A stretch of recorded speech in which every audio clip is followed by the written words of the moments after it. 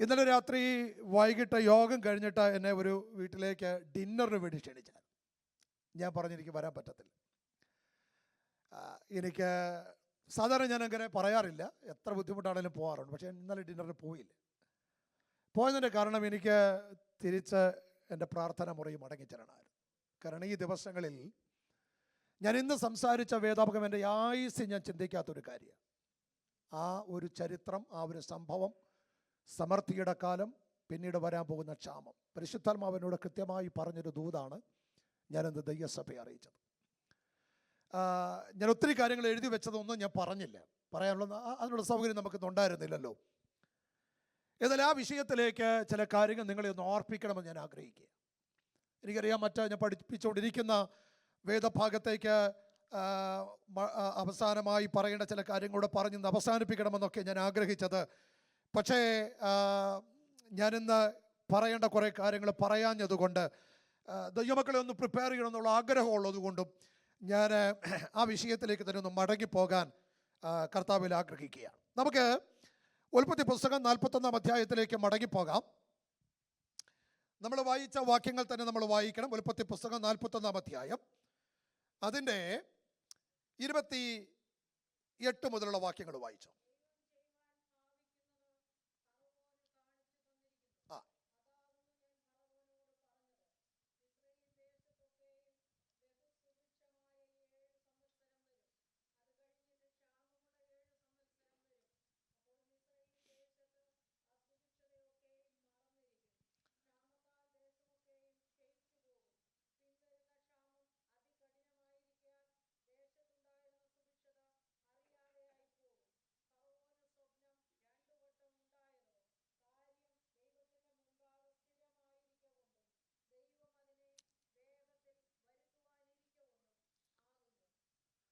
ഞാൻ ആദ്യം പറഞ്ഞ് അതിൻ്റെ മുഖവരിയുടെ ഭാഗത്തേക്കൊന്നും പോകാതെ ഞാൻ അതിൻ്റെ ആ ക്രക്സിലേക്ക് തന്നെ അങ്ങ് വരാൻ ആഗ്രഹിക്കുക.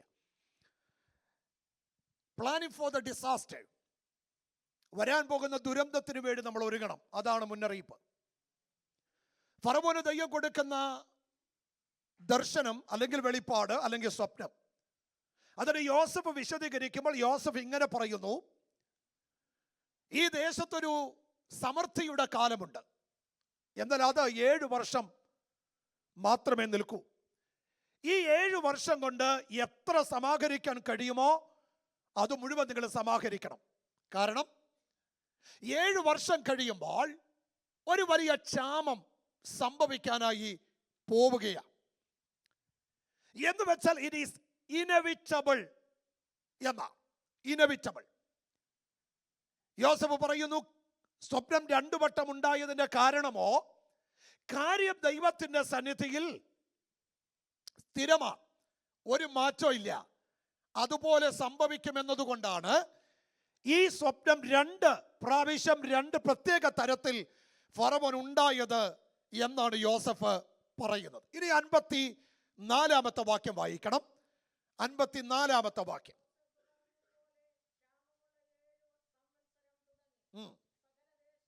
ഇനി നിങ്ങൾ ശ്രദ്ധിക്കണം, യോസഫ് പറഞ്ഞതുപോലെ, ആ വാക്യം വളരെ പ്രത്യേകമായി ശ്രദ്ധിക്കണം. യോസഫ് പറഞ്ഞതുപോലെ. അടുത്ത പദം, അതെവിടെ? സകല ദേശങ്ങളിലും ക്ഷാമം ഉണ്ടായി. നിങ്ങൾ ശ്രദ്ധിക്കണം, സകല ദേശങ്ങളിലും ഉണ്ടായി. യോസഫിനോട് ദൈവം പറഞ്ഞ് ആ വ്യാഖ്യാനം യോസഫ് കൈമാറുമ്പോൾ യോസഫ് വളരെ കൃത്യമായി പറയുന്നു, സകല ദേശത്തും ഉണ്ടായി. ഒരു ഒഴിവുകഴിവ് ഇല്ലാതെ ക്ഷാമം ദേശത്തെ ബാധിച്ചു എന്ന ഒരു സമൃദ്ധിയുടെ കാലഘട്ടം ഉണ്ടായി. സമൃദ്ധിയുടെ കാലഘട്ടം കഴിഞ്ഞപ്പോൾ സകല ദേശത്തും ക്ഷാമം ഉണ്ടാകുവാൻ ഇടയാ. ഞാൻ പറഞ്ഞല്ലോ, മതി ആൻറ്റി, ഞാൻ പറഞ്ഞല്ലോ, ഇതിനെ ഞാനൊരു ചരിത്രമായി മാത്രം നിർത്താൻ ആഗ്രഹിക്കുന്നില്ല. ഇതിനകത്തൊരു ആത്മീക സന്ദേശം ദൈവജനത്തിന് മനസ്സിലാക്കേണ്ടതായിട്ടുണ്ട്. എവിടേക്കാണ് നമ്മുടെ മുന്നോട്ടുള്ള ഭാവി എങ്ങനെയാണ് എന്നതിനെ കുറിച്ചൊരു വ്യക്തമായ ധാരണ നമുക്കുണ്ടാവണം.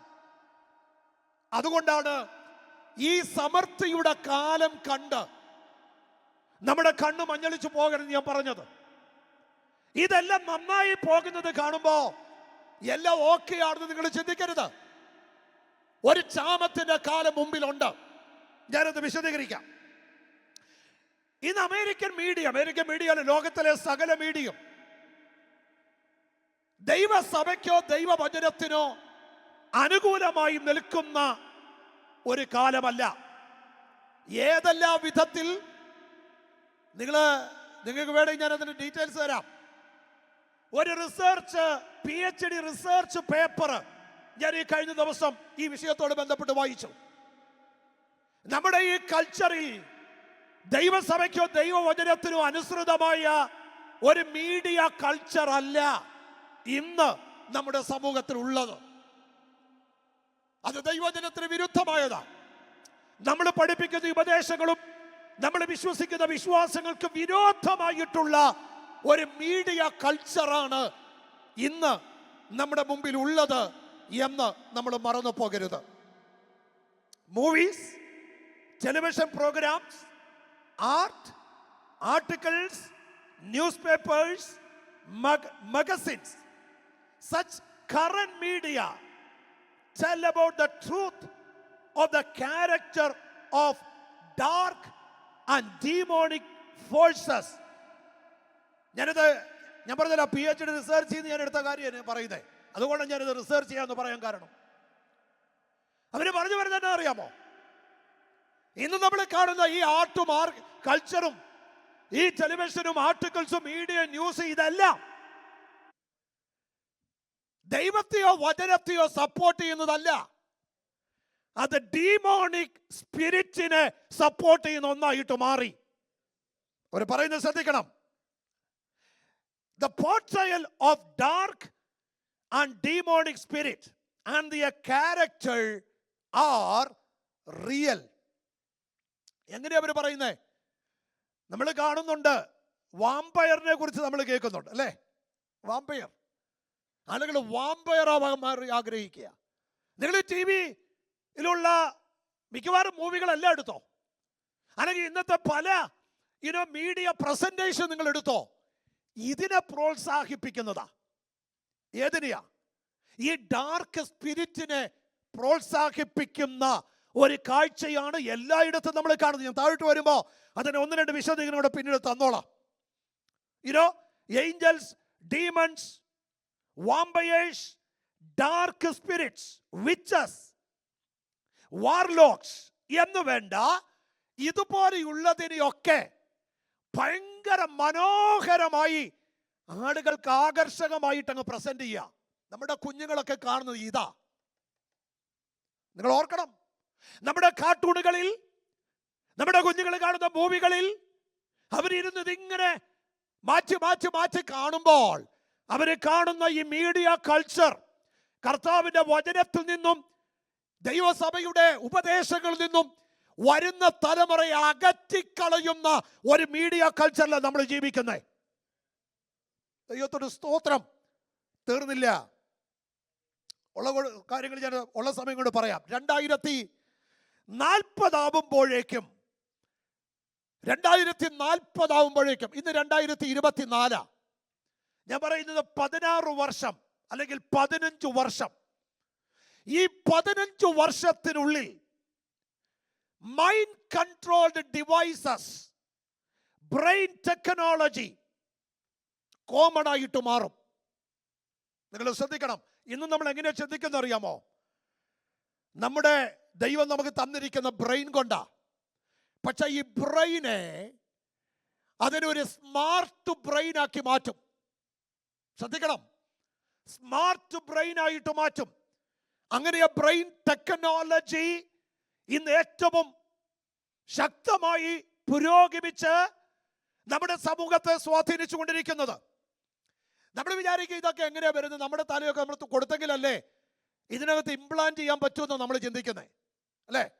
കാരണം ഈ അടുത്തിടയ്ക്ക് എലോൺ മസ്കിന്റെ ന്യൂറാലിങ്ക് എന്ന് പറയുന്ന സ്ഥാപനം ഒരു മനുഷ്യന്റെ തലയിൽ ഒരു ചിപ്പ് ഇംപ്ലാന്റ് ചെയ്തു. എന്തിനു വേണ്ടി? ആർട്ടിഫിഷ്യൽ ഇന്റലിജൻസ് കൊണ്ട് അദ്ദേഹത്തിന് എല്ലാറ്റിനെയും നിയന്ത്രിക്കാൻ കഴിയും. ഒരു സൂപ്പർ എന്താ പറയണ്ട ഇന്റലിജന്റ് ബീയിങ് ആയിട്ട് മാറാൻ മനുഷ്യനെ മാറ്റാൻ അവർ ശ്രമിക്കുന്നതിന്റെ ഫലം. ഓൾറെഡി 2021 ന്യൂറാലിങ്ക് ഇത് ചെയ്തു കഴിഞ്ഞു. എന്റെ വിഷയം അതല്ല. നമ്മൾ കൊടുക്കണമല്ലോ, നമ്മുടെ ശരീരം ഇവർക്ക് ഇംപ്ലാന്റ് ചെയ്യാൻ കൊടുക്കണമെന്ന് നമ്മൾ ചിന്തിക്കുന്നത്. അതിന്റെ ആവശ്യമില്ല. എത്ര പേര് ഐഫോൺ വാച്ച് കെട്ടുന്നുണ്ട്? ഐഫോൺ വാച്ച് നല്ലല്ലോ പറയണേ, എനിക്ക് ഇത്ര പ്രായമായതുകൊണ്ടേ. Apple watch, yes, thank you. Smart watch, Apple watch. See, നമ്മുടെ കയ്യിൽ നമ്മൾ കെട്ടുന്ന ഈ വെയറബിൾ കൊണ്ട് നമ്മുടെ ബ്രെയിനെ, നമ്മുടെ ശരീരത്തെ സ്മാർട്ടാക്കി മാറ്റാം. നമ്മളിത് ഭയങ്കര കാര്യമായിട്ടാ. ഡയബറ്റിക്സിനെ കൺട്രോൾ ചെയ്യാം, പ്രഷർ കൺട്രോൾ ചെയ്യാം, അല്ലെങ്കിൽ അത് നമുക്ക് ശ്രദ്ധിക്കാം. ശരിയാ, അതെല്ലാം നടക്കുന്നു. പക്ഷേ ഇതെവിടേക്കാണ് നമ്മളെ എത്തിക്കുന്നതെന്നും കൂടെ നമ്മൾ അറിയാതിരിക്കരുതല്ലോ. നമ്മൾ അറിയാതിരിക്കരുത്. Smart wearable or implanted gadget എന്നാ പറയുന്നത്. നമ്മുടെ ബ്രെയിനെ സ്മാർട്ട് ബ്രെയിൻ ആക്കാൻ ഒന്നുകിൽ വെയറബിൾ ആകാം, അല്ലെങ്കിൽ ഒരു ഇംപ്ലാന്റ് ചെയ്യുന്ന ഒരു വസ്തുവാകാം നമ്മെ സ്മാർട്ട് ആക്കാൻ പറ്റുന്നത്. അങ്ങനെ വരുമ്പോ കമ്പ്യൂട്ടറോ സ്മാർട്ട് ഫോണോ റോബോട്ടോ ഒന്നും നമുക്ക് ആവശ്യമില്ല. നമ്മുടെ ശരീരം തന്നെ അങ്ങ് സ്മാർട്ടായിട്ട് മാറും. വേറെ ഒന്നും നമുക്ക് ആവശ്യമില്ല. നമ്മുടെ കയ്യിലൊരു സെൽഫോണിന്റെ ആവശ്യം പോലും ഇല്ല, ഒരു ഐപാഡിന്റെ ആവശ്യമില്ല, നമ്മുടെ കയ്യിലൊരു കമ്പ്യൂട്ടർ വേണ്ട. നമ്മുടെ ബോഡി തന്നെ അങ്ങ് സ്മാർട്ടായിട്ട് മാറുക. റൈറ്റ്? എന്ന് വെച്ചാൽ മെഷീനും മനുഷ്യനും തമ്മിൽ ഒരു വ്യത്യാസം ഇല്ലാതെ വരും. നമ്മുടെ സൊസൈറ്റിയിൽ മനുഷ്യനും മെഷീനും തമ്മിൽ ഒരു വ്യത്യാസവും ഇല്ല. മനുഷ്യൻ ചെയ്യുന്ന കാര്യം തന്നെ മെഷീൻ ചെയ്യും, മെഷീൻ ചെയ്യുന്ന കാര്യമാണ് മനുഷ്യൻ ചെയ്യുന്നത്. അങ്ങനെ ലോകത്തെ ഇനിയുള്ള തലമുറകളെ സ്മാർട്ടാക്കി മാറ്റാൻ ഇലോൺ മസ്ക്, പിന്നെ ബിൽ ഗേറ്റ്സ് എന്ന് വേണ്ട ഇന്ന് ടെക്നോളജി ഭീമന്മാരുടെ ശ്രമം മുഴുവൻ അതിനാ, എല്ലാം സ്മാർട്ടാക്കാൻ. ഞാൻ ഒരു വാക്കുകൊണ്ട് AI കുറിച്ചൊന്ന് പറഞ്ഞായിരുന്നു, ആർട്ടിഫിഷ്യൽ ഇന്റലിജൻസ്. ഇനി ഇതൊക്കെ വിശദീകരിച്ച് ഞാൻ പറഞ്ഞല്ലോ, 7 സഭകളുടെ ഈ പഠനം കഴിഞ്ഞാൽ ഇതിലേക്ക് തന്നെ മടങ്ങിപ്പോകണമെന്ന എൻ്റെ ആഗ്രഹം. നമ്മളിത് അറിയാതിരിക്കാൻ പാടില്ല. അടുത്ത 10 വർഷം, ഒരു ഡെക്കേഡ് നമ്മൾ പറയുന്നത്, may be couple of decades, earth will be dominated or populated by entities that are not organic, meaning they are not created by God. ദൈവ സൃഷ്ടിക്കാത്ത കുറെ ജീവികൾ ഈ ഭൂമിയിൽ നിറയുമെന്ന് ചിന്തിക്കാൻ പറ്റുന്നുണ്ടോ? അടുത്ത ചില വർഷങ്ങൾക്കുള്ളിൽ ദൈവ സൃഷ്ടിക്കാത്ത ചില ജീവികൾ എന്ന് വെച്ചാൽ ഈ മിഷൻ സ്മാർട്ട് ബ്രെയിൻ ഉള്ള, മനുഷ്യനെ പോലെ ഓടാനും പ്രവർത്തിക്കാനും കാര്യങ്ങൾ ചെയ്യാനും കഴിവുള്ള ആർട്ടിഫിഷ്യൽ ജീവികൾ ഈ ലോകത്ത് നിറയ്ക്കും. മനുഷ്യന്റെ നമ്പർ കുറയും, പക്ഷെ ഇവിടെ ആർട്ടിഫിഷ്യൽ ജീവികൾ വളരും, വർദ്ധിക്കും. അവര് പറയുന്ന ഒരു കാര്യം നിങ്ങൾ വായിച്ചോളണം. They don't breathe. They don't have emotions. ഒരുത്തനെ കൊല്ലണമെന്ന് തോന്നി അവന് പോയി കൊല്ലാം, ഇമോഷൻ ഇല്ലല്ലോ. ഒരു ഇമ്മൊറാലിറ്റി ചെയ്യണമെന്ന് വെച്ചാൽ ഒരു സങ്കടവും ഇല്ല, കാരണം ഗിൽറ്റി കോൺഷ്യസ്നെസ് ഇല്ല. അപ്പൊ നമ്മളിത് മനസ്സിലാക്കുന്നത് ഇങ്ങനെയാ, ഈ ലോകത്തെ ഇങ്ങനെ പോപ്പുലേറ്റ് ചെയ്യുന്ന ആർട്ടിഫിഷ്യലായ കുറെ ജീവികളാണ് ഈ ഭൂമിയെ ഇനി നിയന്ത്രിക്കാൻ പോകുന്നത്.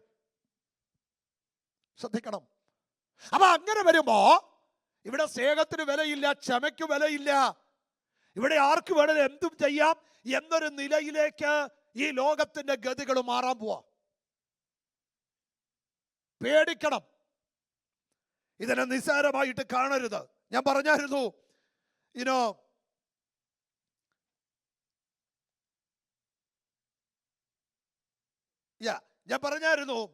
ഈ നമ്മുടെ വീട്ടിലൊക്കെ സ്മാർട്ട്, ഇതൊക്കെ ഞാൻ പിന്നീട് കുറെ കൂടെ ഡീറ്റെയിൽ ആയിട്ട് പഠിപ്പിച്ചോളാം. നമ്മുടെ വീട്ടിൽ ഈ ഒരു പ്രൈവസി ഇല്ലെന്ന് ഓർത്തോളണം കേട്ടോ.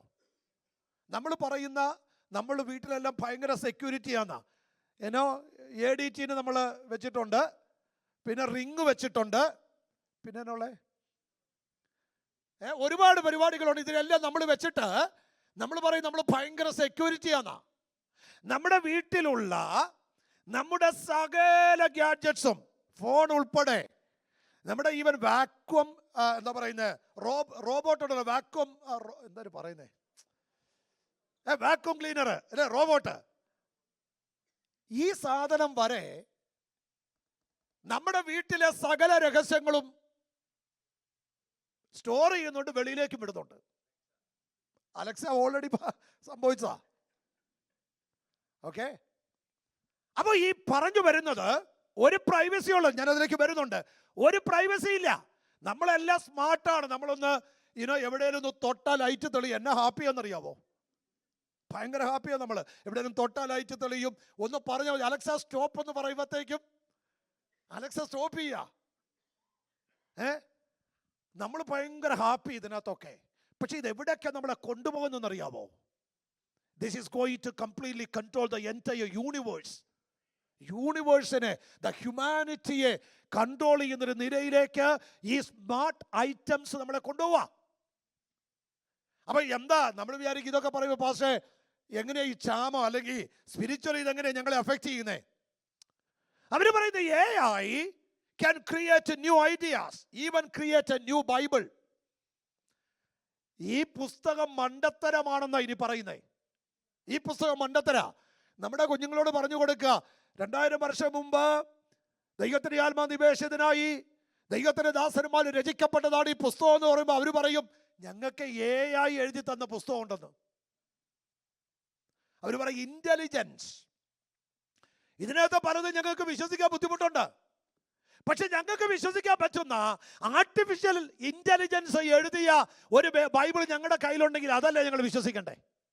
നമ്മുടെ തലമുറ പറയും ഇത് ഞങ്ങൾ വിശ്വസിക്കുന്നില്ല, ഇത് വേണ്ട, ഇത് കളയാൻ പറയും, ഇത് വേണ്ടെന്ന് പറയും. കാരണം അവർക്ക് അവരുടെ ഇന്റലക്റ്റിനെ പ്രോത്സാഹിപ്പിക്കുന്ന, അവർക്ക് മനസ്സിലാക്കാൻ പറ്റുന്ന, അവരുടെ ഇന്നത്തെ നിലവാരത്തിൽ എഴുതുന്ന AI എഴുതുന്ന ബൈബിൾ അവര് പറയുന്ന ചില വർഷങ്ങൾക്കുള്ളിൽ എന്നാണ് പറയുന്നത്. സൂപ്പർ ഹ്യൂമൻ ഇന്റലിജൻസ് എഴുതുന്ന ബൈബിൾ ഇൻ ഫ്യൂ ഇയേഴ്സ്.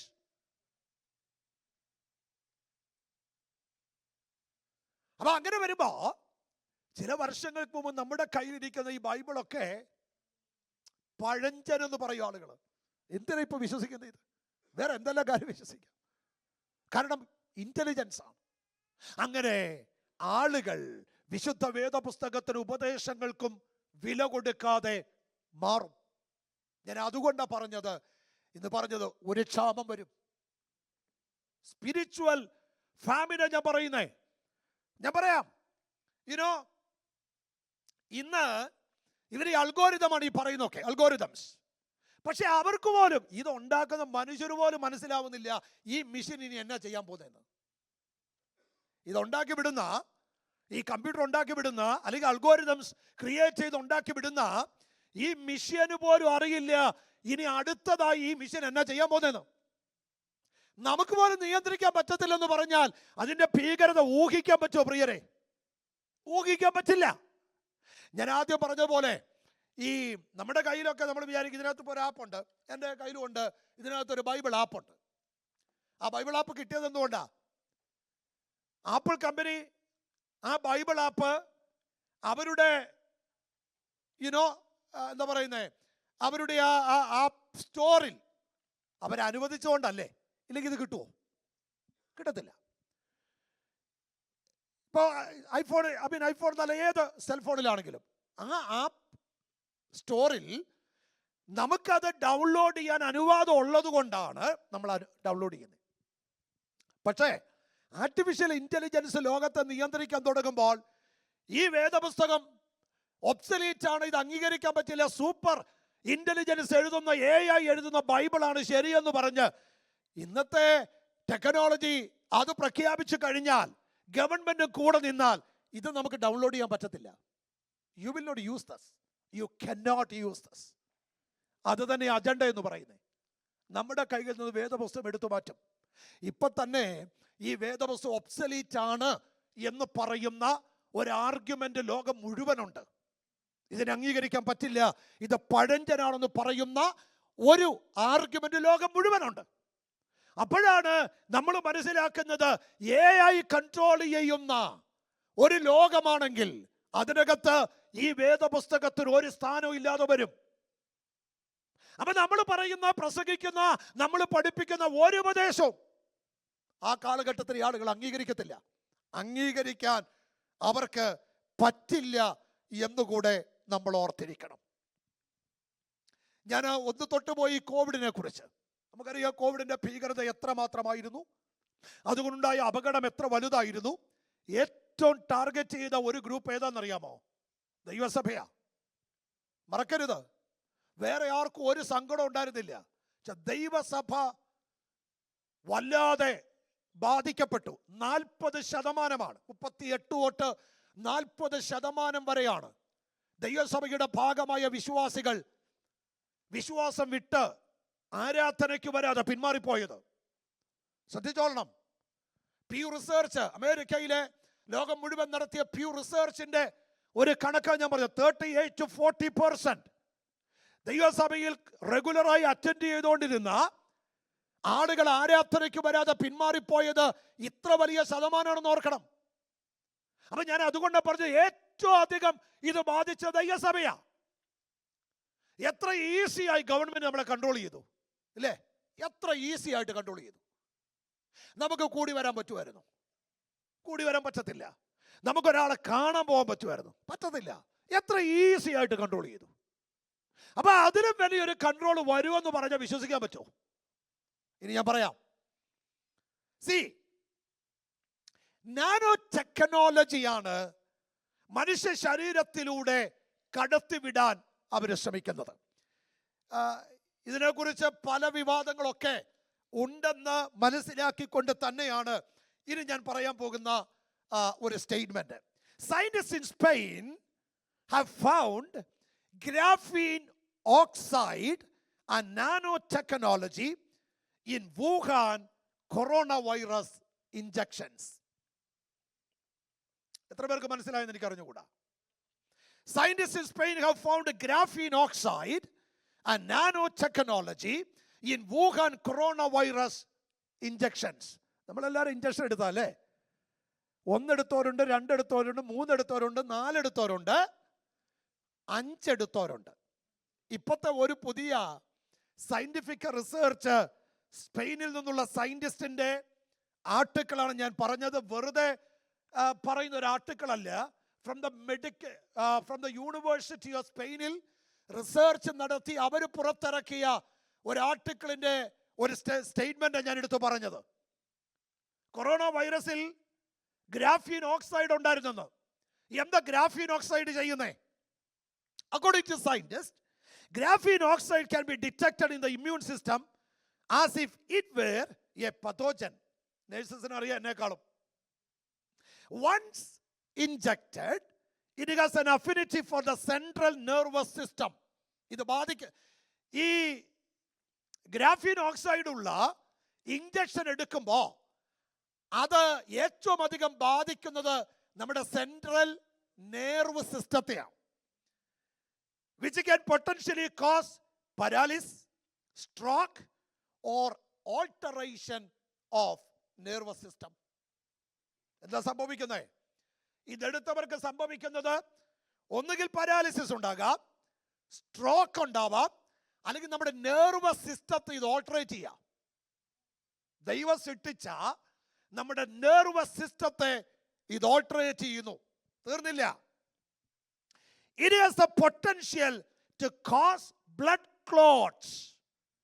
ഈ ഇഞ്ചക്ഷൻ എടുത്തവരെ കുറിച്ചാണ് സയന്റിസ്റ്റിന്റെ ലേറ്റസ്റ്റ് റിസർച്ച്, റെവലേഷൻ. ക്ലോട്ട്സ്,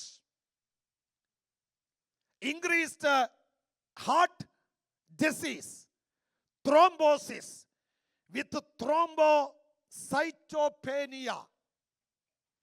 അതിനെയൊന്നും ഇപ്പൊ ഇത് എടുത്തോര് മുഴുവൻ പറയുന്നത് അത് എടുത്തേ പിന്നെയുള്ള കുഴപ്പമെന്നാ. ശരിയാ, അത് തന്നെയാ പ്രൂവ് ചെയ്തിരിക്കുന്നത്. അപ്പോ ഇതിന് അപകടം ഞാൻ പറയാം. അവര് പറയുന്ന ഒരു കാര്യം, നമ്മുടെ ഓരോ ഇഞ്ചക്ഷനിലും ഒരു നാനോ ടെക്നോളജി ഇവർ കടത്തിവിട്ടിട്ടുണ്ട്. എന്ന് വെച്ചാൽ നമ്മെ മുഴുവനായിട്ട് നിയന്ത്രിക്കാനുള്ള ഒരു സിസ്റ്റമാണ് ഡെവലപ്പ് ചെയ്യുന്നത്. മനുഷ്യകുലത്തെ മുഴുവൻ നിയന്ത്രിക്കുന്ന ഒരു സിസ്റ്റം. ആ സിസ്റ്റം അവര് ഫുൾ ബ്ലോൺ ആക്കി കഴിഞ്ഞാൽ ലോകത്തിൽ എവിടെയും പ്രിയപ്പെട്ടവരെ നമുക്ക് പോയി ഒളിക്കാൻ പറ്റത്തില്ല. കാരണം you will be under the control and the surveillance of the government.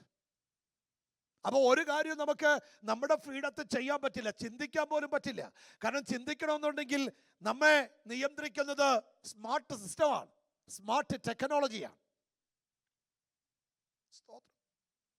Witchcraft, black magic, such schemes developing so fast in our nation. മന്ത്രവാദം, വിച്ച്ക്രാഫ്റ്റ്, ബ്ലാക്ക് മാജിക്, ആഭിചാരം, ഇതൊക്കെ ഭയങ്കരമായിട്ട് നമ്മുടെ രാജ്യത്തെ അങ്ങ് ഗ്രസിച്ചു. കാരണം ഈ മീഡിയ മുഴുവൻ ഇതിനെ ഭയങ്കര സന്തോഷത്തോടെയാണ് പ്രസന്റ് ചെയ്യുന്നത്. ആളുകൾ കാണുമ്പോൾ ഭയങ്കര ഹാപ്പിയാ. അപ്പൊ അവർ വിചാരിക്കുന്ന ഇതാണ് ലോകം, ഇതാണ് നല്ലത്. എന്തേ കേരളത്തിൽ നവീനും ദേവിയും ആര്യയും 3 പേര് പോയി ആത്മഹത്യ ചെയ്യാനുണ്ടായ കാരണം എന്നാ? ഈ ആഭിചാരത്തിന്റെ സ്വാധീനം അല്ലായിരുന്നോ? നമ്മൾ വിചാരിക്കരുത് നമ്മുടെ കുഞ്ഞുങ്ങളെല്ലാം ഇതിനകത്ത് എക്സ്പോസ്ഡ് അല്ലെന്ന് നിങ്ങൾ ചിന്തിക്കരുത്. ഈ കാലഘട്ടത്തിലെ തലമുറകൾ എക്സ്പോസ്ഡ് അല്ലെന്ന് നിങ്ങൾ ചിന്തിക്കരുത്. അവരെ കാണുന്നതും അവരെ നിയന്ത്രിക്കുന്നതും അവർ ഉൾപ്പെട്ട് നിൽക്കുന്ന ഈ സമൂഹത്തിന്റെ രീതികളും ഒരിക്കലും വേദപുസ്തകത്തിന് അനുസൃതമായ ഒരു കാലമല്ല. അങ്ങനെ വരുമ്പോൾ നമ്മൾ പറയുന്ന, നമ്മൾ പഠിപ്പിക്കുന്ന ദൈവവിശ്വാസം ഇനിയുള്ള തലമുറകൾക്ക് വെറും കളിയായിട്ട് തോന്നും. കാരണം അത്ര വലിയ സ്വാധീനമാണ് ഈ സമൂഹം നമ്മുടെ തലമുറയിൽ ഉണ്ടാക്കുന്നത്. സ്തോത്രം. ഞാൻ ഇത് പറയുമ്പോൾ ഒരു കാര്യം ആഡ് ചെയ്ത് പറയണം. ഡ്രഗ്സ്, അതിൻ്റെ അതിപ്രസരം നമ്മുടെ സ്കൂളുകളിലും കോളേജുകളിലും വല്ലാതെ ബാധിച്ചു കഴിഞ്ഞു. നമ്മൾ പലപ്പോഴും മിണ്ടാതെ അയ്യോ ഒന്നും അറിയാതെയൊക്കെ നമ്മളങ്ങ് പോവാ. നിങ്ങളുടെ കുഞ്ഞുങ്ങൾ അല്ലെങ്കിൽ കൊച്ചുമക്കൾ അവരെന്ത് കഴിക്കുന്നു, എന്ത് കുടിക്കുന്നു, എന്ത് കാണുന്നു, എന്ത് വാച്ച് ചെയ്യുന്നു, അവരുടെ ഫോണുകളിൽ, അവരുടെ ലാപ്ടോപ്പുകളിൽ, അവരുടെ ഐപാഡുകളിൽ എന്താ അവർ ഇൻസ്റ്റാൾ ചെയ്തിരിക്കുന്നത്, ഇത് ശ്രദ്ധിക്കാനും മനസ്സിലാക്കാനും ഒരു ബാധ്യത നമുക്കുണ്ട്. അത് പഠിപ്പിക്കാനും അപകടം പറഞ്ഞു കൊടുക്കാനും ഒരു ഉത്തരവാദിത്വം കൂടെ നമുക്കുണ്ടെന്ന് മറക്കല്ലേ. Because it's A very very very difficult and it's a time of crisis. You cannot even speak your opinions publicly anymore. നമ്മുടെ ഒപ്പീനിയൻ പോലും നമുക്ക് പബ്ലിക്കായിട്ട് പറയാൻ പറ്റും. നമ്മുടെ വീട്ടിലിരുന്ന് നമ്മളൊരു ഒപ്പീനിയൻ പറഞ്ഞാൽ പോലും ആ ഒപ്പീനിയനെ, നമ്മുടെ അഭിപ്രായത്തെ പോലും പീനലൈസ് ചെയ്യുന്ന നിയമം ഇന്ന് ഈ അമേരിക്കയിലേക്ക് വന്നു കഴിഞ്ഞു. ഞാൻ അതുകൊണ്ട് ആദ്യം പറഞ്ഞ് എനിക്ക് ആ പുൾപിറ്റിൽ നിന്നുകൊണ്ട് പബ്ലിക്കായി വചനം പോലും പ്രസംഗിക്കാൻ പറ്റത്തില്ലെന്ന്. ഞാൻ വെറുതെ പറഞ്ഞല്ല, ഞാൻ വായിക്കാം. Washington state, the State House and Senate passed a bill in March that will create a hotline where callers can receive up to $2,000 by reporting a hate speech. Washington state ഒരു ബില്ല് പാസ്സാക്കി. എന്താ ബില്ലെന്നറിയാമോ? എനിക്കൊരു കാര്യം ഇഷ്ടമില്ല, അത് hate speech ആണെന്ന് ഞാൻ പറഞ്ഞാൽ എനിക്ക് വിളിച്ചു പറയാം. ഹോട്ട്ലൈൻ ഉണ്ട്, ആരും അറിയത്തില്ല. എനിക്ക് വിളിച്ചു പറയാം. വിളിച്ചു പറയുന്നവന് $2000 സമ്മാനം കൊടുക്കും. എങ്ങനെയുണ്ട്? ഹെയ്റ്റ് സ്പീച്ച് $2000 സമ്മാനം.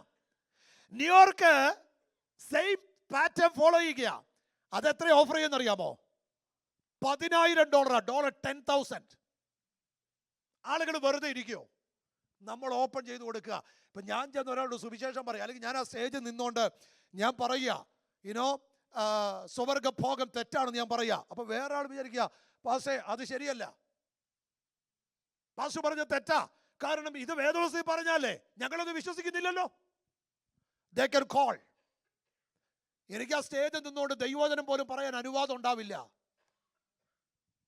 എവിടേക്കാണ് നമ്മൾ പോകണമെന്ന് നമ്മൾ ചിന്തിക്കുന്നുണ്ടോ?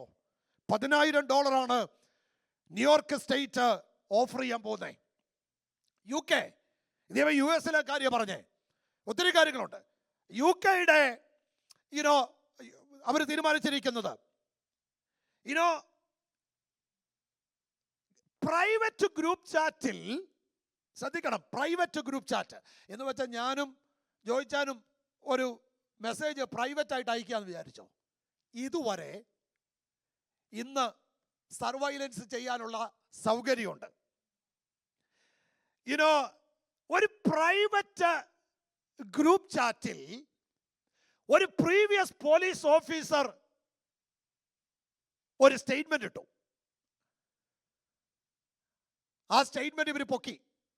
20 വർഷം ജയിലിലിട്ടത് UK 20 years. പോസ്റ്റ് ചെയ്യുന്ന കാര്യങ്ങൾ, ഓൺലൈനിൽ പോസ്റ്റ് ചെയ്യുന്ന കാര്യങ്ങൾ പോലും വാച്ച് ചെയ്ത് നമ്മുടെ freedom of speech and opinion, അതിനു പോലും സ്വാതന്ത്ര്യമില്ലാത്ത ഒരു കാലത്തേക്ക് നമ്മൾ എത്തുക. ഇന്ന് സുവിശേഷം പറയാൻ അതുകൊണ്ട് ഞാൻ പറഞ്ഞ സമർത്ഥിയായി. ഇന്ന് എവിടെ വേണമെങ്കിലും സുവിശേഷം പറയാം. എനിക്ക് സ്റ്റേജിൽ കയറി ഇന്ന് ദൈവവചനം പറയാം, ഇവിടെ നിന്നുകൊണ്ട് പറയാം, എനിക്കൊരു വീട്ടിൽ ചെന്ന് ദൈവവചനം പറയാം. പക്ഷേ ഇതിന് സാധ്യമല്ലാത്തൊരു കാലത്തേക്ക് നമ്മൾ വന്നു. നിങ്ങളുടെ ജോലിയിൽ നിങ്ങളുടെ ജോലിക്കാരുടെ അടുക്കൽ ചെന്നിട്ട് കർത്താവായ യേശുക്രിസ്തു ഏക രക്ഷിതാവാന്ന് പറഞ്ഞാൽ അവൻ പോയി കംപ്ലൈൻറ്റ് ചെയ്താൽ പിന്നെ ജോലി ഉണ്ടാവത്തില്ല. അതിന്ന് നമ്മുടെ സ്ഥാപനങ്ങളിൽ നമ്മൾ കാണുന്നൊരു കാര്യമാണ്. അപ്പം ഇതെവിടം വരെ ബാധിച്ചിട്ടുണ്ട് എന്നതിൻ്റെ ഭീകരത പറയേണ്ടതിനാണ് ഞാൻ ആ കാര്യം നിങ്ങളെ ഓർപ്പിക്കാനിടയായത്. ദൈവത്തിന് സ്തോത്രം. അപ്പോൾ ഈ ട്രാൻസ്ജെൻഡർ, ലെസ്ബിയനിസം, ഗേ എന്നൊക്കെ പറയുന്നത് നമ്മളൊക്കെ വളരെ വളരെ ലാഘബുദ്ധിയോടെ എടുക്കുക. എത്ര പെട്ടെന്ന് ആളുകൾ അവരുടെ ഐഡന്റിറ്റി അങ്ങ് മാറ്റുന്നതെന്നറിയാമോ? റൂമിലേക്ക് കയറി നമ്മളൊരു വസ്ത്രം മാറി വെളിയിലേക്ക് വരുമ്പോൾ അങ്ങോട്ട് കയറിയതൊരു പയ്യനാണെങ്കിൽ ഇറങ്ങി വന്നിട്ട് പറയും, ഇനി ഞാൻ പയ്യനല്ല, ഞാൻ ഒരു പെണ്ണാ. Just like that.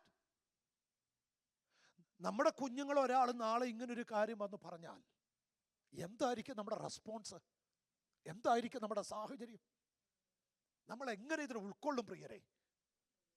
അപ്പൊ അങ്ങനെ വെരി ഈസിലി ഈവൻ നമ്മുടെ സമൂഹം അങ്ങനെയാണ് ഇന്ന് പഠിപ്പിച്ചുകൊണ്ടിരിക്കുന്നത്. ഇറ്റ്സ് ഓക്കേ, ഇത് കുഴപ്പമില്ല. അവർ പ്രൊമോട്ട് ചെയ്യുക. Everybody is promoting. അപ്പൊ ഈ പ്രൊമോട്ട് ചെയ്യുന്ന ഒരു കൾച്ചറിലാണ് നമ്മുടെ തലമുറകളും വളരുന്നത്. നമ്മൾ ഓർക്കണ്ടേ, ഇതൊരു വലിയ വലിയ പ്രതിസന്ധി നിറഞ്ഞൊരു കാലഘട്ടത്തിലാണ് നമ്മൾ ജീവിക്കുന്നത്. നമ്മുടെ മുമ്പിൽ ഒരു വലിയ പ്രതിസന്ധിയുണ്ട്. പ്രിപ്പയർ ചെയ്യേണ്ട സമയത്ത് നമ്മൾ പ്രിപ്പയർ ചെയ്തേ പറ്റൂ. കരയേണ്ട സമയത്ത് നമ്മൾ കരയണം. നമ്മൾ ലാഘവത്തോടെ എടുക്കരുത്. നമ്മൾ വളരെ ലളിതമായിട്ടൊന്നും എടുക്കരുത്. ഈ കാലം വല്ലാത്തൊരു കാലമാണെന്ന് നമ്മൾ തിരിച്ചറിയണം. എനിക്കറിഞ്ഞുകൂടെ, എത്രയോ കേട്ടിട്ട് നമുക്ക് ഇതുവരെ നമ്മളെ അതങ്ങ് ഹിറ്റ് ചെയ്തിട്ടില്ലെന്നുള്ള എന്നെ സങ്കടപ്പെടുത്തുന്ന ഒരു കാര്യം. കാരണം ഞാൻ പറഞ്ഞല്ലോ, ഞാൻ വായിച്ചുകൊണ്ടിരിക്കുമ്പോൾ എനിക്ക് I lose my appetite because അത്ര ഭീകര. കർത്താവ് ഒരു ദൂതന്റെ അകത്തിട്ട് ഞാൻ അങ്ങനെ ചിന്തിച്ചിട്ടില്ല. ഒരു സമൃദ്ധിയുടെ കാലമുണ്ട്, ശരിയാ. പക്ഷെ സമൃദ്ധിയുടെ കാലത്ത് സമൃദ്ധിയായിട്ട് അഭിമാനത്തോടും ആഡംബരത്തോടും കൂടെ ഇരിക്കാനല്ല. There is going to be a time of famine. ഒരു ഫാമിൻ നമ്മുടെ മുമ്പിൽ വരാൻ പോവാ. ആ ഫാമിൻ നമ്മുടെ മുമ്പിൽ വന്നാൽ നമ്മൾ നിലനിൽക്കുമോ എന്നുള്ള ഏറ്റവും പ്രധാനപ്പെട്ട ചോദ്യം. നിൽക്കാൻ പറ്റുമോ? നമ്മൾ കർത്താവിന് വേണ്ടി നിൽക്കുമോ പ്രിയരെ? കർത്താവിൻ്റെ സന്നിധി നമുക്ക് വിശ്വസ്തരായിട്ട് നിൽക്കാൻ പറ്റുമോ? അതോ ഈ ഒഴുക്കിനനുസരിച്ച് നമ്മൾ അങ്ങ് പോവാണോ? എവിടേക്ക് നമ്മൾ എത്തും? There is going to be a famine. ഒരു ക്ഷാമം നമ്മുടെ മുമ്പിൽ വരും. ഇതുകൊണ്ട് അവസാനിക്കുന്ന ചിന്തിക്കല്ലേ, എല്ലാം ഈസിയാണെന്ന് ചിന്തിക്കല്ലേ.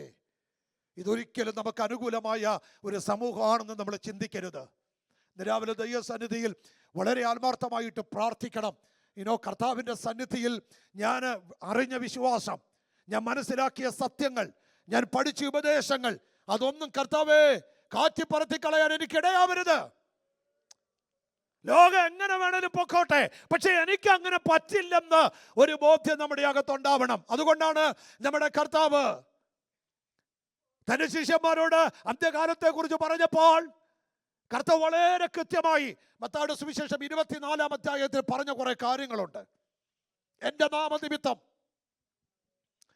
പലരും നിങ്ങളെ ഏൽപ്പിച്ചു കൊടുക്കും, അധികാരികൾക്ക് ഏൽപ്പിച്ചു കൊടുക്കുമെന്ന. എൻ്റെ നാമനിമിത്തം ആളുകൾ നിങ്ങളെ തള്ളിപ്പറയും, എൻ്റെ നാമനിമിത്തം നിങ്ങളെ ആളുകൾ ദുഷിക്കും, നിങ്ങളെ ഗവൺമെന്റിന് അധികാരികൾക്ക് ഏൽപ്പിച്ചു കൊടുക്കും. ഒരു ക്ഷാമം വരാൻ പോവാ. ഭയപ്പെടണം, പ്രാർത്ഥിക്കണം. ഇതൊന്നും ലാഘബുദ്ധിയോടെ എടുക്കരുത്. ദൈവസന്നിധിയിൽ, കർത്താവിൻ്റെ സന്നിധിയിൽ നമ്മൾ മനസ്സിലാക്കിയ സത്യങ്ങൾക്ക് വേണ്ടി നിൽപ്പാൻ ഒരു മനസ്സ് നമുക്കുണ്ടാവണം. വേറെ എല്ലാം നമുക്ക് സെക്കൻഡറിയാ, പക്ഷേ പ്രൈമറിയായ പ്രയോറിറ്റിയായ കാര്യങ്ങൾക്ക് വില കൊടുക്കാൻ നമ്മൾ തയ്യാറാവണം. ദൈവത്തിന് സ്തോത്രം. ഞാനതിൻ്റെ ഒരു ഐസ്ബർഗിൻ്റെ ഒരു ടിപ്പ് മാത്രമേ ഞാൻ തൊട്ടുള്ളൂ. കർത്താവ് അനുവദിച്ചാൽ ഞാൻ വിശദമായി തന്നെ ഈ കാര്യങ്ങൾ പിന്നീട് പറഞ്ഞുകൊള്ളാം. 119-ാം സങ്കീർത്തനം 11-ാം വാക്യം നമ്മൾ വായിക്കുന്നു, നിന്നോട് പാപം ചെയ്യാതിരിക്കേണ്ടതിന് നിന്റെ വചനങ്ങളെ ഞാൻ എൻ്റെ ഹൃദയത്തിൽ സംഗ്രഹിച്ചിരിക്കുന്നു. നിന്റെ വചനങ്ങളെ ഞാൻ എൻ്റെ ഹൃദയത്തിൽ സംഗ്രഹിച്ചിരിക്കുന്നു. ഇന്ന് രാവിലെ ഈ യോസേഫിന്റെ ചരിത്രം നമ്മൾ വായിച്ചു വരുമ്പോൾ ക്ഷാമം വന്നു കഴിഞ്ഞിട്ട് നമ്മൾ അതിൻ്റെ 56-ാമത്തെ വാക്യത്തിലേക്ക് വരുമ്പോൾ 56-ാമത്തെ വാക്യത്തിൽ വായിക്കുന്നൊരു പദമുണ്ട്. ആ പദമാണ് യോസഫ് പാണ്ഡികശാലകളൊക്കെയും മതി. പാണ്ഡികശാലകളൊക്കെയും ഇത് തുറക്കണമെന്നുണ്ടെങ്കിൽ നേരത്തെ സ്റ്റോർ ചെയ്യണ്ടേ? ഇത് തുറക്കണമെന്നുണ്ടെങ്കിൽ നേരത്തെ സ്റ്റോർ ചെയ്തുകൊണ്ടോ ഇത് തുറന്നേ? ഞാൻ അതുകൊണ്ടാണ് പറഞ്ഞത് ഇത് സ്റ്റോർ ചെയ്യേണ്ട സമയമാണെന്ന്. എന്തോരം സ്റ്റോർ ചെയ്യുക അത്രയും സ്റ്റോർ ചെയ്തോളണം. എന്തോരം വായിക്കാവോ, എന്തോരം പ്രാർത്ഥിക്കാവോ, എന്തോരം കർത്താവിന് സമയം ചെലവഴിക്കാവോ, ആരാധനയ്ക്ക് സമയം കണ്ടെത്താവോ, ഇതൊരു സ്റ്റോറിങ്ങിന്റെ ടൈമാണെന്ന് ദൈവമക്കൾ മനസ്സിലാക്കണം. എങ്കിൽ മാത്രമേ ഒരു ക്ഷാമം വരുമ്പോൾ നമുക്കിത് തുറക്കാൻ പറ്റൂ, വീഴാതെ നിൽക്കേണ്ടതിന്. നമ്മുടെ കണ്ണുകൾ ഒരു നിമിഷം ദൈവത്തിന് അടയ്ക്കാം. നമുക്ക് ദൈവത്തോട് പ്രാർത്ഥിക്കാം. കർത്താവേ, ഒരിക്കലും ഈ ലോകം ഞങ്ങൾക്ക് അനുകൂലമല്ല. ഇതൊരു വല്ലാത്തൊരു കാലമാണ്. പേടി വരുന്ന ഒരു നിലവാരത്തിലേക്ക് കാര്യങ്ങൾ മാറിയിരിക്കുന്ന ഒരു കാലഘട്ടത്തിൽ ദൈവസഭ കടന്നു പോകുമ്പോൾ ഇന്ന് രാവിലെ നമ്മൾ ഒരുമിച്ച് ദൈവത്തോട് പ്രാർത്ഥിക്കേണ്ടത്, കർത്താവേ, നിന്നോട് പാപം ചെയ്യാതിരിക്കേണ്ടതിന് നിന്റെ വചനത്തെ എൻ്റെ ഹൃദയത്തിൽ സംഗ്രഹിപ്പാൻ എനിക്ക് കൃപ തരണമേ എന്ന് ദൈവത്തോട് പ്രാർത്ഥിക്കണം. ഒരുപാട് നമ്മൾ പ്രാർത്ഥിക്കണം. ലഭിക്കുന്ന അവസരങ്ങളെല്ലാം നമ്മുടെ കർത്താവിൻ്റെ സന്നിധിയിൽ ജാഗരിക്കാൻ, പ്രാർത്ഥിപ്പാൻ നമുക്ക് സമയം കണ്ടെത്താം. ഇതൊരു വല്ലാത്ത കാലം, ഇത് ദുഷ്കാലമാകയാൽ സമയം തക്കത്തിന് ഉപയോഗിച്ചു കൊള്ളുവീനെന്ന് പൗലോസ് പറയുന്നത് പോലെ നമുക്ക് ഈ സമയം തക്കത്തിന് ഉപയോഗിപ്പാൻ ഇന്ന് രാവിലെ ദൈവകരങ്ങളിൽ സമർപ്പിച്ചുകൊണ്ട് ദൈവത്തോട് നമുക്ക് പ്രാർത്ഥിക്കാം.